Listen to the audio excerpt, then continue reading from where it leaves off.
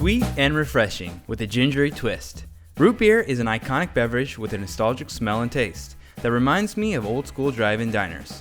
With notes of vanilla, molasses, and warming spices, I'm going to kick this homemade soda up a notch today and ferment it using a ginger bug. You'll definitely want to try out this easy and delicious recipe. I'm Trent Musho, and this is The Brew Show. Let's make fermented root beer.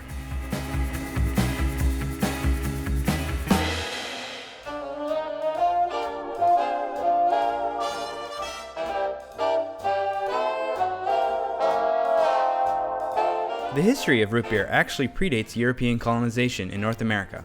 Indigenous tribes brewed a similar beverage with sassafras root for medicinal uses as well as to enjoy it by itself. And once it was introduced to Europeans in the Americas, it took off. Originally, it was viewed as a medical drink with various health benefits, and was even fermented with brewer's yeast. But then came along Prohibition, and root beer makers found a way to adapt and begin making non-alcoholic versions. Today, root beer is mainly seen as a soda, sold by major soft drink companies, and seen more as a sweet, carbonated treat, perfect with chili dogs or a scoop of ice cream.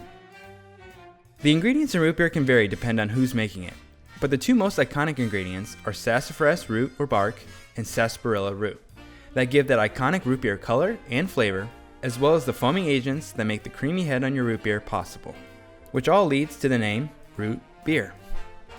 Other common ingredients are ginger, anise, licorice root, and birch bark. Now that's great and all, but finding some of these ingredients can be tough. I searched around LA and I didn't have much luck. Maybe you'll have better access where you live, but today I'm going to keep things simple and just use root beer concentrate. This stuff is easy to find. You can get it at almost any homebrew store and definitely online. I'll link where I got mine in the description box. The best part is that they've done all the hard work. All you need to do is add water and sugar. This little bottle can make up to 5 gallons of root beer. While plain root beer is delicious, I think we can turn this up a notch with the power of fermentation. And my trusty ginger bug is up for the job. Since root beer already has a touch of ginger flavor, my thought is that this will just boost that character. Plus the ginger bug will add those probiotics for good gut health. Yeah, you heard it right, we're making healthy soda. If you've never heard of ginger bug or don't know how to make one, check out my many ginger bug recipe videos. I've made ginger beer, switchel, and fermented lemonade using it. And I also go into detail on how to get started making your own ginger bug at home. But basically, it's a culture of bacteria and yeast that drive the fermentation when added to the root beer, or really any sugary substance. Okay, so with the plan in mind, let's jump into the recipe and start making this. I'm starting from a ginger bug I have in my fridge. As I've shown before, all you need to do is pull it out of the fridge and let it come to room temp. Then just give it a nice feeding of sugar and ginger, 10 grams sugar and 10 grams chopped ginger. You should start seeing bubbles in a day or two of feeding. If not, just keep adding more sugar and ginger each day. Whether you're waking your ginger bug up or if you're starting from scratch, once you see bubbling activity, it's good to go.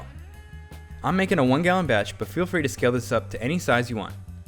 Start by adding the root beer concentrate into your fermenter. I have a big 1 gallon jar, but any fermenter will do.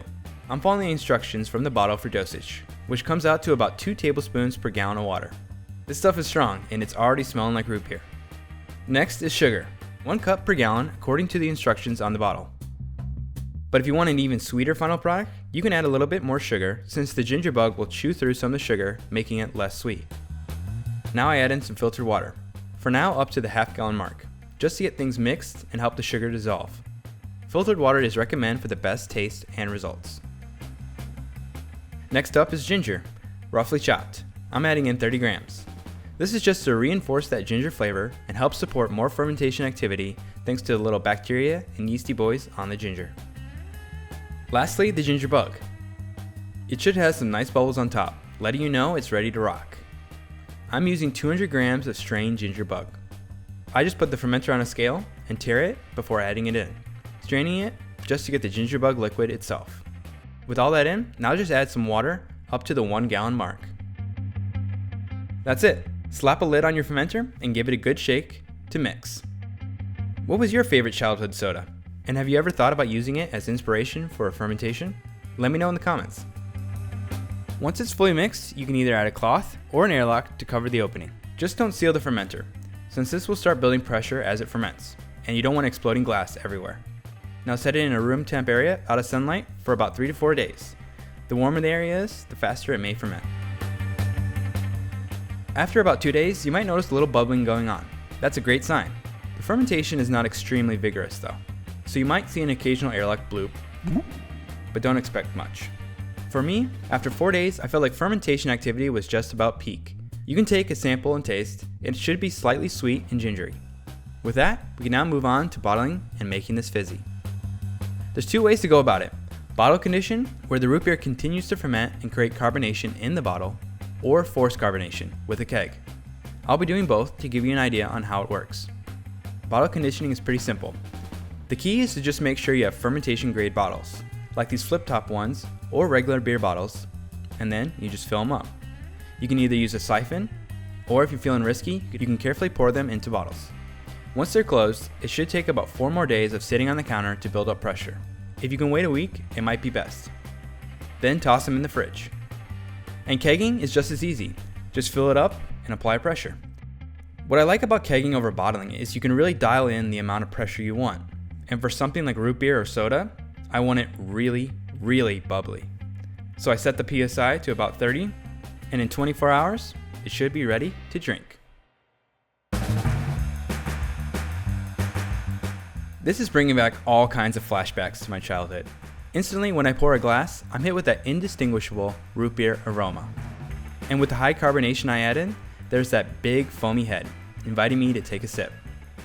The flavor is spot on, but it has that added ginger punch and slight fermentation funk. And that fermentation also dialed back the sweetness on this, which makes it taste lighter and also less cloying sweet.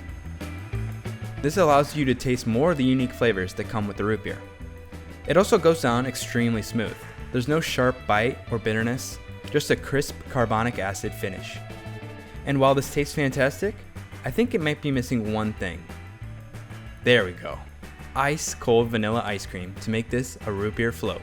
Now we're talking. I hope you give this recipe a try, and if you do, let me know on Instagram @TheBrewShow. Or hop on over to the Discord server and post some pics of your root beer. And if you have any other ideas on how to use the ginger bug, be sure to let me know. Cheers and happy brewing!